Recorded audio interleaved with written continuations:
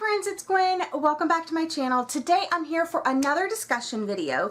These are some of my favorite videos to make, but a lot of work does go into making these videos. So if you like this video and you would like to add to the discussion, make sure you give it a big thumbs up and you leave your comments in the section down below for me to read and reply back to you guys. So today's discussion video is going to be about when we review books using problematic terms.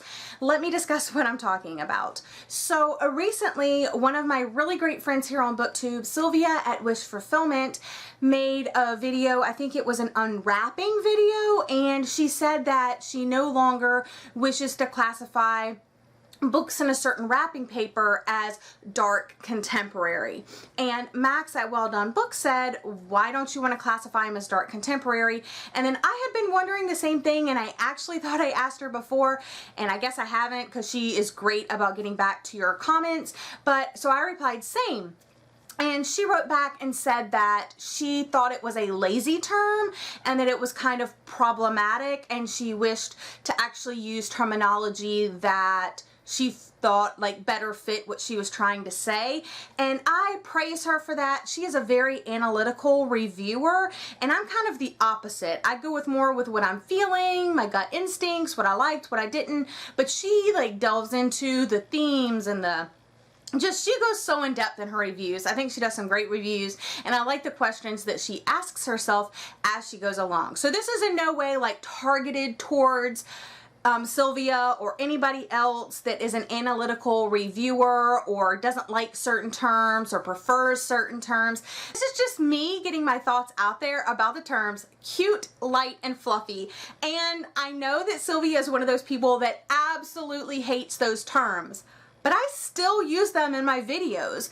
And when I'm talking about books, I use those terms.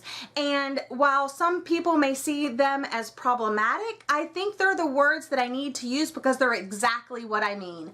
Let me give you an example. This companion trilogy by Stephanie Perkins, Anna and the French Kiss, Lola and the Boy Next Door, and Isla and the Happily Ever After, I would classify as cute, light, and fluffy. Let me explain why. So I looked up the definitions of each of those words just to make sure I wasn't too high, like off in left field, like just making up what these terms actually meant to me.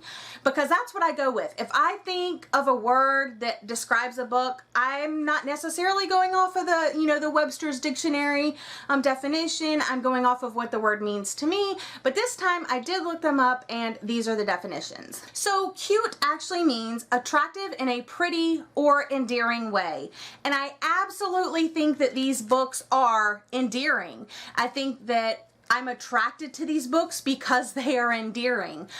This is a YA contemporary romance story, and I can't say that I'm on the same level with these characters. I'm married. I'm way older than the characters in this book are. I'm not attracted to them on the same level as if I was reading an adult fiction novel about romance, or even like maybe a new adult. But even new adult is kind of young for me. So I definitely think that this is an attractive book in an endearing way because it's romance and you're like, oh, that's so cute. Next term, light. Really what I'm saying when I mean light, I'm saying light-hearted, and by that I mean it's carefree and cheerful, and that's what these books are for me. They don't really like make me cry, they don't make me upset, there's no huge trigger warnings, and they're just like carefree and easy and happy, and that's what I mean when I say light, really lighthearted.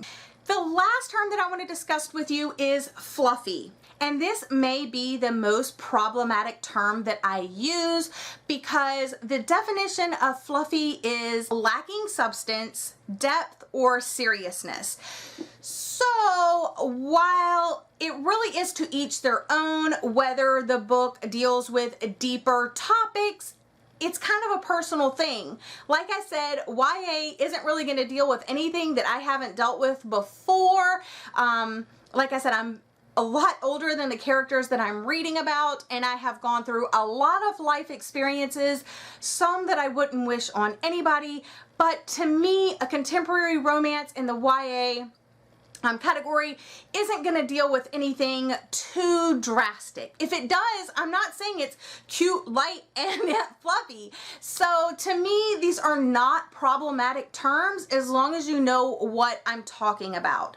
So when I say something is cute, I'm really saying it's endearing. Like, I'm attracted to the story because of its endearing qualities, whether it be a relationship or plot points or something like that. That's what I think is endearing, and that's what I mean by cute. When I say light, I really mean lighthearted, and that is carefree and cheerful, and that's what contemporary romance, especially YA contemporary romance, is for me. It's easy, it's light, it's stuff I've all been through before, but it's how these characters are handling the situation, and again, they're pretty fluffy. They're not really dealing with heavier topics, and it's not that they're lacking substance or depth. It's not super serious. It's not dealing with, you know, sexual assault or, you know, death or, you know, something serious like that, or mental illness. Some of them do, and I still think that they have some of those qualities in there, like mixed in the carefree attitude and stuff like that.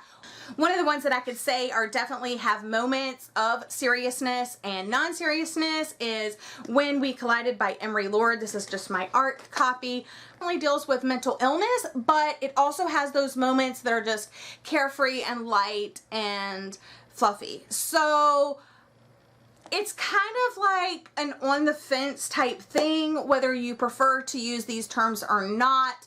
I believe that terms that we use while reviewing books or just talking about books in general is really unique to each reviewer and reader, and I don't think that we should put out a blanket statement that these terms are problematic. I think you just need to understand what they mean when they say them.